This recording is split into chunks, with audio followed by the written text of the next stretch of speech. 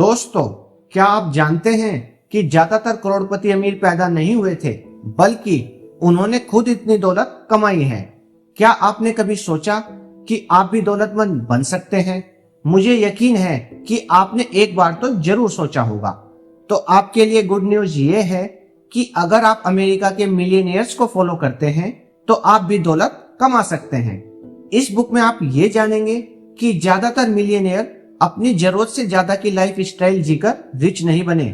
आप ये भी जानेंगे कि किस तरह मिलियनियर लोग अपने टाइम, मनी और एनर्जी को प्रॉपर वे में मैनेज करते हैं। आप जानेंगे कि सिर्फ देखने से आप किसी शख्स की दौलत के लेवल का अंदाजा नहीं लगा सकते। कई मिलियनियर सेकंड हैंड कार तक चलाते हैं।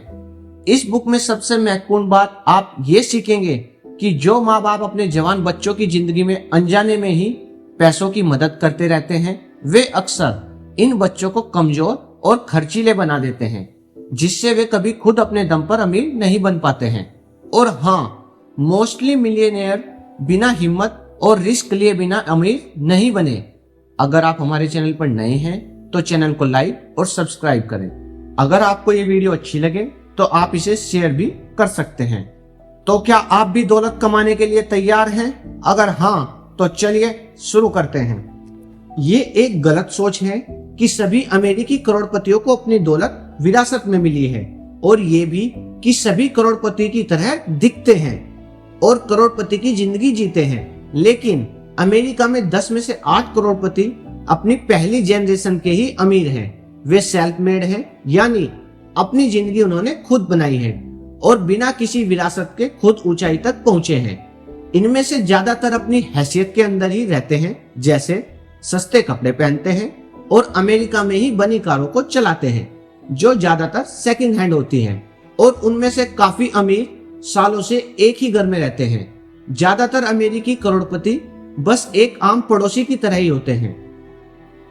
हम सब करोड़पति तो नहीं बन सकते, लेकिन हम सब दौलत इकट्ठा बेशक कर सकते हैं। आपका नेटवर्थ आपके इनकम के साथ कैसे मैच करता है, अब हम ये जानेंगे।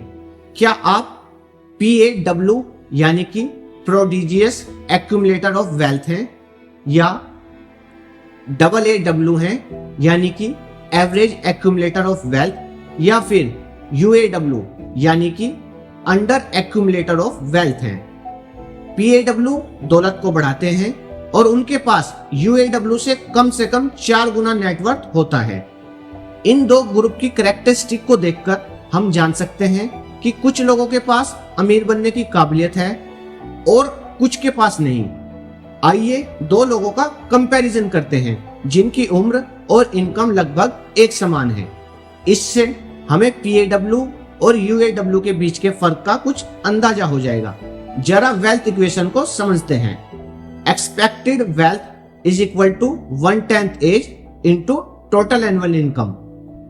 मिस्टर रिचर्ड्स मोबाइल होम यानी चलता फिरता घर बेचते हैं।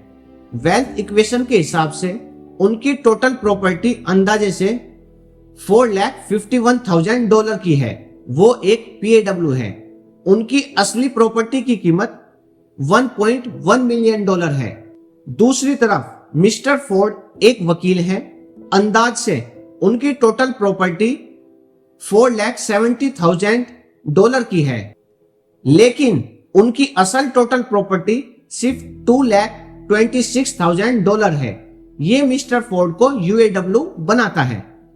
मिस्टर फोर्ड ने 7 साल तक कानून की पढ़ाई की। उनके पास mobile home dealer mister Richard से कम दौलत कैसे हो सकती है? आइए कुछ बातों पर गौर करते हैं। मिस्टर फोर्ड जैसे वकील को अपनी ऊंची लाइफ स्टाइल को बनाए रखने के लिए कितने पैसे की जरूरत होती है, और एक मिडिल क्लास लाइफ स्टाइल बनाए रखने के लिए मिस्टर रिचर्ड्स जैसे मोबाइल होम डीलर को कितना खर्च करना पड़ता है। ये साफ बात है कि मिस्टर फोर्ड अपनी इनकम का एक बड़ा हिस्सा अपनी फैमिली की लाइफ स्टाइल को बनाए रखने पर काफी खर्च कर रहे हैं। अटॉर्नी के तौर पर उन्हें एक खास स्टैंडर्ड बनाए रखना पड़ता है, इसलिए वो एक महंगी विदेशी गाड़ी चलाते हैं। हर दिन काम पर जाने के लिए एक अलग हाई क्वालिटी वाला सूट भी पहनते हैं, और वे एक से ज्यादा कंट्री क्लब के मेंबर भी हैं। मिस्टर फोर्ड जो एक यूएडब्ल्यू है, उन्हें मिस्टर रिचर्ड्स और दूसरे पीएडब्ल्यू के कंपैरिजन में ज्यादा खर्च करना पड़ता है। यूएडब्ल्यू अक्सर अपने इनकम का एक बड़ा हिस्सा खर्च कर देते हैं और कंजप्शन पर अपना फोकस रखते हैं। वे दौलत बढ़ाने से जुड़ी कई जरूरी बातों की अनदेखी करते हैं। अगर हम अमीर बनना चाहते हैं तो हमें एवरेज पीएडब्ल्यू की तरह होना चाहिए। हम अपनी लाइफ स्टाइल को सिंपल बनाकर और ज्यादा पैसे बचाकर इसकी शुरुआत कर सकते हैं। ज्यादातर पीएडब्ल्यू की पहली प्रायोरिटी उनके इन्वेस्टमेंट और एसेट मैनेजमेंट की होती है। वे यूएडब्ल्यू की कंपैरिजन में इस काम के लिए हर महीने ज्यादा से ज्यादा टाइम लगाते हैं। पीएडब्ल्यू बजट बनाते हैं और प्लान बनाकर ही खर्च करते हैं। उनके लिए पैसा एक ऐसा जरिया है जिसे बर्बाद नहीं करना चाहिए। वे समझते हैं कि दौलत बढ़ाने के लिए नहीं, बजट से चलाना और थोड़ी कंजूसी करना बेहतर होता है, फिर चाहे वो हाई इनकम वाले ही क्यों ना हो। अगर आप फाइनेंशियली तौर पर इंडिपेंडेंट बनना चाहते हैं, फिर चाहे आप कितना भी कमा लें, आपको अपनी कमाई के अंदर ही रहना सीखना होगा। यूएडब्ल्यू और पीएडब्ल्यू के गोल एक जैसे ही होते हैं। सब अपनी दौलत बढ़ाना चाहते हैं और इतना अमीर बनना चाहते हैं कि एक दिन आराम से रिटायर हो सके। लेकिन इन इरादों के बावजूद यूएडब्ल्यू उन तक पहुंचने की पूरी तरह से कोशिश नहीं करते हैं। वे इन्वेस्टमेंट के लिए काफी वक्त निकालने की जरूरत को नहीं समझते हैं। हम सभी अमीर बनना चाहते हैं, लेकिन हम में से सिर्फ कुछ ही लोग अपनी कामयाबी के लिए जरूरी टाइम, एनर्जी या पैसा खर्च करते हैं। डॉक्टर नॉर्थ और डॉक्टर साउथ एक ही उम्र के दो मेडिकल स्पेशलिस्ट हैं जो हर साल लगभग एक ही बराबर एवरेज से ज्यादा इनकम कमाते हैं। लेकिन ऐसी इनकम के बावजूद डॉक्टर साउथ एक यूएडब्ल्यू है। उन्होंने बहुत कम दौलत जमा किया है। वो इस चिंता में बहुत टाइम और एनर्जी खर्च करते हैं कि उनकी इनकम उनके फैमिली के खर्च उठाने के लिए काफी नहीं हो सकती है या उन्हें अपने लाइफ स्टाइल को कम करना पड़ सकता है। वहीं दूसरी तरफ डॉक्टर नॉर्थ एक पीएडब्ल्यू है। उनकी इनकम डॉक्टर साउथ से 18 गुना ज्यादा है। उन्हें कोई भी डर नहीं है। ये पूछे जाने पर कि क्या उनकी फैमिली बजट से चलती है, डॉक्टर नॉर्थ ने हाँ में जवाब दिया, जबकि डॉक्टर साउथ ने कहा नहीं। नॉर्थ फैमिली अपनी इनकम का कम से कम 1/3 हिस्सा इन्वेस्ट करते हैं। उनकी फैमिली हर खर्च के लिए प्लान बनाती है, अपने बजट पर टिके रहना और उतना ही खर्च करना जितना उनसे 1/3 कमाने वाला करता है। हालांकि डॉक्टर साउथ और उनकी फैमिली का खर्च उतना ही है जितना कि कोई एवरेज फैमिली का होता है। जिनकी कमाई 3 गुना ज्यादा है, वे हर साल अपनी सारी इनकम खर्च कर देते हैं। डॉक्टर नॉर्थ अपने फाइनेंस और इन्वेस्टमेंट की प्लान बनाने के लिए हर महीने लगभग 10 घंटे बिताते हैं, जबकि डॉक्टर साउथ इस जरूरी काम के लिए महीने में सिर्फ 3 घंटे ही बिताते हैं। ये साफ है कि साउथ फैमिली की फालतू लाइफ स्टाइल, बजट पर टिके रहने में काबिलियत ना होना और फाइनेंशियल प्लानिंग की कमी, ये सब डॉक्टर साउथ की चिंताओं का कारण है। आप कितना कमाते हैं, ये बात आपके दौलतमंद होने के लिए और मन की शांति तय नहीं करते। आप इस पैसे से क्या करते हैं, बात इस पर डिपेंड करती है। यहाँ पर ऑथर ने हमें एक बहुत अच्छी बात बताई है। उन्होंने कहा है, आप वो नहीं है जो आप चलाते हैं। आपका पड़ोसी जो फोर्ड, मर्सिडीज या रॉयल्स रॉयस चलाता है, उसे देखकर क्या आप बता सकते हैं कि वो करोड़पति है या नहीं? शायद नहीं। किसी की कार को देखकर आप ये नहीं बता सकते कि वो कितना अमीर है। अमेरिका में ज्यादातर करोड़पति अमेरिका में बनी कारें ही चलाते हैं। सबसे उम्दा लग्जरी गाड़ियां चलाने वाले कम ही हैं। गाड़ियां खरीदने वाले अलग अलग तरह के लोग हैं। कुछ को सिर्फ नई गाड़ी खरीदना है, जबकि कुछ पुरानी कारों को पसंद करते हैं। कुछ खरीदार डीलर के वफादार होते हैं और जब वे पुरानी कारों को खरीद रहे होते हैं, वे हमेशा उसी डीलर के पास वापस जाते हैं। कुछ खरीदार सिर्फ खुद के लिए वफादार होते हैं और वे जहां भी अच्छा डील देखते हैं उसे खरीद लेते हैं। जैसा कि अमेरिका में ज्यादातर कार खरीदार अमीर नहीं होते, तो आप सोच सकते हैं कि वे खरीदारी से पहले अच्छी डील्स ढूंढेंगे, लेकिन रिसर्च से ठीक इसका उल्टा पता चलता है। करोड़पति लोग ही सबसे ज्यादा शॉपिंग करते हैं और कार की कीमतों पर मोलभाव करते हैं। ये हकीकत शायद हमें कुछ बताती है कि वे आखिर करोड़पति क्यों हैं। कार खरीदने की आदतों को देखकर कोई भी आसानी से समझ सकता है कि कौन से खरीदार से सबसे ज्यादा सोच समझकर शॉपिंग करते हैं। वे वही हैं जो पहले से इस्तेमाल की हुई गाड़ियों को पसंद करते हैं और जो सबसे अच्छा डील मिलने तक शॉपिंग करते हैं, भले ही वो एक सेल से हो। ऐसे लोग ध्यान देने के काबिल हैं, क्योंकि अलग अलग ग्रुप के लोगों के बीच यही लोग हैं जिनके पास अपने इनकम के हर जमा किए हुए डॉलर का सबसे ज्यादा का नेटवर्थ है। अगर हम एक एवरेज देखें तो वे $1 कमाते हैं तो वे $17 की संपत्ति बनाते हैं। उन्होंने ऐसा आखिर कैसे किया? एक खास तरीके से जीने से ये करोड़पति फाइनेंशियल आजादी के फायदे पर भरोसा करते हैं। साथ ही उनका मानना है कि कम खर्च करना ही इस आजादी को पाने का तरीका है। वे खुद को ये याद दिलाकर बहुत ज्यादा खर्च करने से रोकते हैं कि जो लोग महंगी कारों जैसे स्टेटस सिंबल का दिखावा करते हैं, उनके पास अक्सर बहुत कम पैसे होते हैं। डॉक्टर बिल एक इंजीनियरिंग प्रोफेसर है जो बहुत ही एवरेज प्रोफेसर की सैलरी कमाते हैं। उन्हें कभी कुछ विरासत में नहीं मिला है, ना ही उन्होंने कभी लॉटरी जीती है, फिर भी वो करोड़पति है। उन्होंने अपने इनकम के अंदर खर्च करके ही इसे अच्छी तरह से मैनेज किया।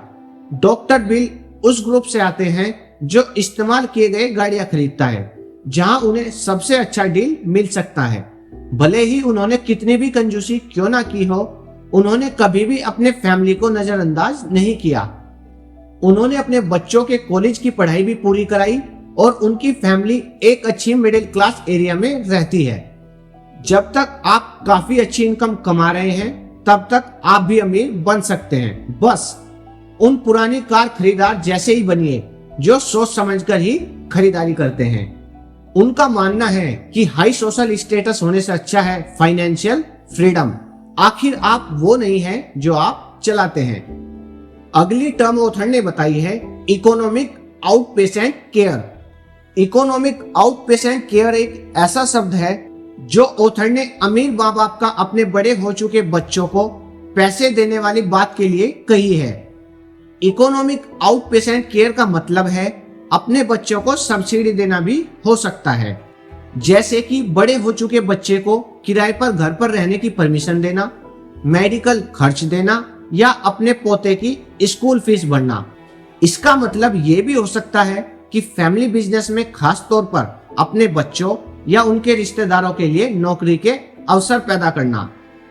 एक एवरेज अमेरिकी करोड़पति आमतौर पर अपनी जरूरतों और लाइफ स्टाइल के मामले में बहुत सोच समझकर ही खर्च करते हैं, लेकिन वे हमेशा अपने बच्चों और पोते पोतियों के लिए खर्च करते हुए ज्यादा नहीं सोचते।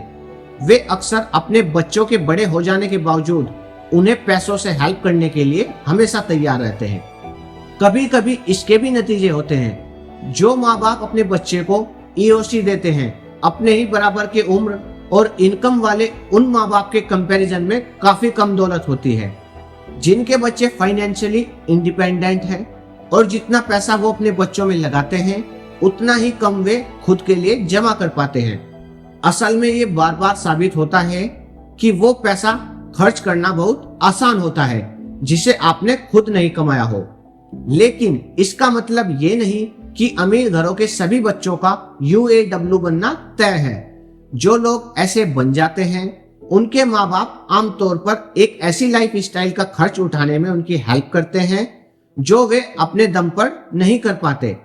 अमीर फैमिली के कई बच्चे भी PAW बन जाते हैं। ये तब हो सकता है जब पेरेंट्स डिसिप्लिन्ड होते हैं और सोच समझकर खर्च करते हैं और अपने बच्चों में वैल्यूज और आजादी को बढ़ावा देते हैं।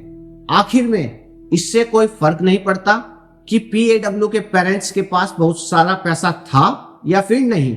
ज्यादातर PAW अपने आप अमीर बन गए। कुछ बातें हैं जो आप अपने बच्चे के फाइनेंशियली इंडिपेंडेंट बनने के चांसेस को बेहतर बनाने के लिए कर सकते हैं। इन बातों में से एक है बच्चों के एजुकेशन का खर्च उठाना। अमेरिका के करोड़पति के बच्चे आम अमेरिकी के कंपैरिजन में लो स्कूल या मेडिकल स्कूल से ज्यादा ग्रेजुएट होते हैं। अपने बच्चे की एजुकेशन का जिम्मा उठाना उन्हें मछली पकड़ना सिखाने जैसा है। साथ ही अपने बच्चों को खुद के बारे में सोचने और जिम्मेदारी से काम करने पर उन्हें रिवार्ड देना और उनका हौसला बढ़ाना बहुत जरूरी है। उनके लीडरशिप क्वालिटी दिखाने पर उन्हें रिवार्ड दीजिए। उन्हें इंडिपेंडेंट होने और अपने दम पर जीने के लिए एनकरेज कीजिए। आइए पॉल और फोलिया के केस को देखें। वो किंको के फाउंडर थे, जिसे अब फेडेक्स ऑफिस के नाम से जाना जाता है।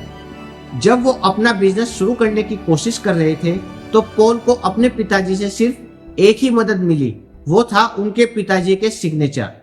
पॉल को $5,000 के लोन की जरूरत थी और वो इसे तभी हासिल कर सकते थे जब कोई सिग्नेचर करने को तैयार हो।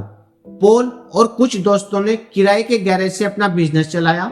वे जल्द ही लगभग $2,000 हर रोज कमाने लगे थे। एक टाइम तो किंको की एक साल की सेल्स लगभग $600 मिलियन से ज्यादा होने का अनुमान लगाया गया था। अगर पॉल के पेरेंट्स ज्यादा चिंता करते और पैसों के मामले में जरूरत से ज्यादा हेल्प करने की कोशिश करते तो क्या पॉल उतना कामयाब होते जितना कामयाब वो हुए? शायद नहीं। पॉल और फोलिया के पास सभी कामयाब बिजनेस मालिकों की तरह एक काबिलियत है और वो है हिम्मत, क्योंकि फाइनेंशियल रिस्क उठाने के लिए काफी हिम्मत की जरूरत पड़ती है। अमेरिका में $1 मिलियन या उससे ज्यादा की प्रॉपर्टी के लिए प्रॉपर्टी टैक्स 40% तक हो सकता है। यही कारण है कि ज्यादातर अमीर पेरेंट्स जिंदा रहते हुए अपने बच्चों में अपनी प्रॉपर्टी को बांटने का डिसीजन लेते हैं। इससे उनके गुजर जाने के बाद विरासत में बांटने के लिए कम पैसा बचता है, जिससे टैक्स में कम पैसे लगते हैं। रिसर्च से पता चला है कि ये अमीर लोग हमेशा अपनी दौलत को अपने बच्चों के बीच बराबर नहीं बांटते हैं। वे एक तरह का अफर्मेटिव एक्शन लेते हैं, जिससे उनके जरूरतमंद बच्चों को ज्यादा फायदा होता है। बेरोजगार जवान बच्चों को आमतौर पर अपने पेरेंट्स से ज्यादा पैसे मिलते हैं और वे अक्सर अपने दूसरे भाई बहनों के मुकाबले में ज्यादा विरासत हासिल करते हैं। जो बच्चे फाइनेंशियल तौर पर ज्यादा कामयाब होते हैं उन्हें अपने माँ बाप से कम दौलत मिलती है और साथ ही विरासत भी ज्यादा नहीं मिलती है। अक्सर सबसे ज्यादा कामयाब बच्चों को कोई कैश पैसे भी नहीं मिलते। जो बेटियां हाउसवाइफ हैं उन्हें अपने भाई बहनों के कंपैरिजन में बड़ी विरासत मिलने के चांसेस 3 गुना ज्यादा होते हैं और जो बेटियां नौकरी करती हैं उन्हें अपने हाउसवाइफ बहन से कम विरासत मिल सकती है, लेकिन उनके पास अपने भाइयों के कंपैरिजन में कैश गिफ्ट और ज्यादा विरासत मिलने का ज्यादा मौका होता है। अमीर माँ बाप जानते हैं कि कामकाजी औरतों के लिए अच्छे मौके कम ही होते हैं। देश में आधे से भी कम औरतें नौकरी करती हैं और आमतौर पर औरतें अपने कलीग्स जो कि मर्द हैं उनके कंपैरिजन में काफी कम कमाती हैं। इसलिए जब पैसे देने की बात आती है तो माँ बाप अपनी बेटियों का पक्ष लेते हैं, क्योंकि उन्हें लगता है ऐसा करके वे असमानता को कम कर रहे हैं। लेकिन अब सवाल यह उठता है, क्या ये माँ बाप शायद खुद ही अपने हैंडआउट्स के साथ असमानता को जारी नहीं रख रहे हैं? वे आखिर में अपनी मदर्स के नक्शे कदम पर चलती हैं, जिन्होंने नौकरी नहीं की और उनके माँ बाप का कमाया हुआ पैसा उन्हें आराम से रहने में मदद करता है, इसलिए उन्हें कभी काम नहीं करना पड़ता है।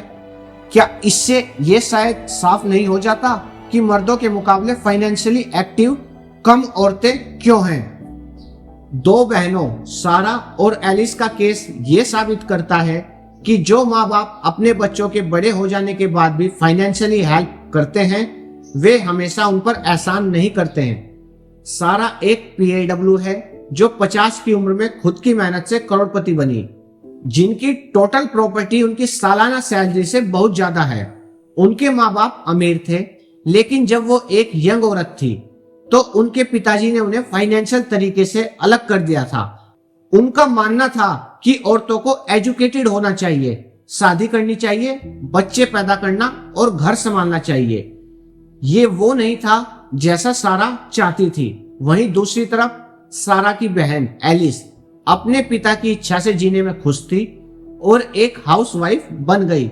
उनके पिता ने एलिस और उनके फैमिली को फाइनेंशियली हेल्प की, जिससे वे उनके पैसे पर डिपेंडेंट रहने लगे। उनके गुजरने के बाद एलिस को विरासत में मिली सारी दौलत को खत्म करने में देर नहीं लगी। सारा को अपने पिता के पैसे की परवाह नहीं थी, लेकिन वो चाहती थी कि वो उनकी अचीवमेंट, उनकी उपलब्धियों को पहचाने जो उन्होंने कभी नहीं किया। सारा ने महसूस किया कि उन्हें एक्सेप्ट नहीं किया गया है, लेकिन इससे उनकी इच्छा और कामयाब होने की धुन और भी ज्यादा बढ़ गई थी। ऑथर बताते हैं, फर्स्ट जनरेशन के अमीर लोग ज्यादातर एंटरप्रेन्योर होते हैं जो मुश्किलों को हराते हैं और कामयाब बिजनेस खड़ा करते हैं। उनकी कामयाबी का एक बड़ा कारण है उनका पैसे को समझदारी से खर्च करना, लेकिन उनमें से कुछ अपने बच्चों को रिटायर होने पर अपना बिजनेस सौंप देते हैं। वे अपने बच्चों के लिए बेहतर चाहते हैं, वे उन्हें बिजनेस चलाने के स्ट्रेस में नहीं डालना चाहते और वे अपने बच्चों को पढ़ाई लिखाई करने, वकील, डॉक्टर, इंजीनियर जैसे प्रोफेशनल बनने के लिए एनकरेज करते हैं। इन करोड़पति बिजनेसमैन का मानना है कि आप अपना बिजनेस तो खो सकते हैं, लेकिन समझदारी नहीं। उनके बच्चे सिर्फ 20 या 30 की उम्र में ही कमाना शुरू कर देते हैं और जब वे कमाई करना शुरू करेंगे तो फिर वे खर्च करना भी शुरू कर देंगे। हाई स्टेटस वाली नौकरियां अक्सर खर्चीला लाइफ स्टाइल लाते हैं, जिससे इन्वेस्टमेंट के लिए कम पैसे बचते हैं। इससे बाद में इन बच्चों को फाइनेंशियल हेल्प के लिए अपने माँ बाप पर डिपेंड करने की जरूरत पड़ सकती है। ये फिर से साबित करता है कि PAW के बच्चे अक्सर UAW बन जाते हैं। जब आप खुद से शुरुआत करते हैं, चाहे वो एक बिजनेसमैन के तौर पर हो या एक हाईली क्वालिफाइड प्रोफेशनल के तौर पर, ये याद रखना जरूरी है कि खुद का बॉस होना करोड़पति बनने का एक भरोसेमंद तरीका नहीं है। ज्यादातर बिजनेस के मालिक करोड़पति नहीं है और ना ही वे कभी अमीर होंगे। फिर लोग अपना खुद का बिजनेस शुरू करने का रिस्क क्यों उठाते हैं? खैर, कई लोगों के लिए अपना बिजनेस आजादी के बारे में है। उन्हें अपना खुद का बॉस बनना पसंद है। वे ये भी मानते हैं कि एक सेल्फ एम्प्लॉयमेंट किसी एम्प्लॉयर के नीचे नौकरी करने से कम रिस्की है। एंटरप्रेन्योर्स को लगता है कि वे अपने फ्यूचर को कंट्रोल कर सकते हैं। उन्हें लगता है कि वे इतना पैसा कमा सकते हैं जिसकी कोई लिमिट नहीं है। लेकिन एक बिजनेस ओनर बनने के लिए आपके अंदर सेल्फ एम्प्लॉयड होने की इच्छा होनी चाहिए। अगर आप अपने आप को कॉर्पोरेट दुनिया से बाहर काम करते हुए नहीं देख सकते हैं, तो एक एंटरप्रेन्योर होना आपके लिए शायद नहीं है। आइए किसी एक ऐसे शख्स का केस देखते हैं जो अपनी नौकरी को सेल्फ एम्प्लॉयमेंट में बदलने के लिए तैयार था। ऑथर बताते हैं, लैरी कई सालों से प्रिंटिंग सर्विस बेच रहे थे। वो जिस कंपनी के लिए काम कर रहे थे, उस कंपनी में वो टॉप परफॉर्मर थे, लेकिन इसके बावजूद उन्हें लगातार डर था कि कहीं उनका मालिक दिवालिया ना हो जाए। वो अपना खुद का प्रिंटिंग बिजनेस शुरू करने के बारे में सोचने लगे। लैरी ने एडवाइस मांगी, क्या उन्हें अपना खुद का बिजनेस खोलना चाहिए? एक दोस्त ने लैरी से पूछा, प्रिंटिंग कंपनियों को कौन सी सबसे जरूरी चीजों की जरूरत होती है? लैरी ने फौरन अपने एक्सपीरियंस से जवाब दिया और कहा कि प्रिंटिंग कंपनियों को जिसकी सबसे ज्यादा जरूरत है वो है ज्यादा कस्टमर्स, ज्यादा बिजनेस और ज्यादा इनकम। लैरी ने महसूस किया कि प्रिंटिंग इंडस्ट्री को किसी दूसरी प्रिंटिंग कंपनी की नहीं बल्कि प्रिंटिंग सर्विसेज के ब्रोकर की जरूरत है, और वो वही ब्रोकर बन गए जो कई सबसे सक्सेसफुल प्रिंटिंग कंपनियों को रिप्रेजेंट करते थे और हर सेल्स पर एक कमीशन लेते थे। लैरी को अपने इस कदम के लिए काफी हिम्मत की जरूरत थी। हर किसी में हिम्मत नहीं होती, क्योंकि अपनी नौकरी छोड़कर अपना खुद का बिजनेस शुरू करना काफी रिस्की होता है। लेकिन लाइफ में हर चीज के अपने रिस्क होते हैं, तो ये आपको तय करना है कि आप कौन से रिस्क उठाने को तैयार हैं। एक बार हम जल्दी से ये जान लेते हैं कि हमने इस बुक से क्या सीखा। इस बुक में आपने सीखा कि एवरेज करोड़पति अपने जरूरत से ज्यादा खर्च करके अमीर नहीं बनता। आपने ये भी सीखा कि वे अपने टाइम, पैसे और एनर्जी को समझदारी से मैनेज करते हैं। आपने ये भी जाना कि सारे करोड़पति सेकंड हैंड कार चलाते हैं। आपने ये भी जाना कि पेरेंट्स से मिलने वाली फाइनेंशियल हेल्प से बच्चे कम कामयाब हो सकते हैं और बाद में उनके पास कम प्रॉपर्टी हो सकती है। इस बुक में आपने ये भी सीखा कि ज्यादातर करोड़पति हिम्मत और रिस्क उठाए बिना अमीर नहीं बनते। आप भी अमीर बन सकते हैं अपनी लाइफ स्टाइल को सिंपल बनाकर और पैसे की बचत करके। आज से ही आप शुरुआत कीजिए। आप न सिर्फ अपने पैसों को बढ़ा पाएंगे बल्कि आप बहुत खुश भी होंगे। आज के लिए इतना ही। Thank you.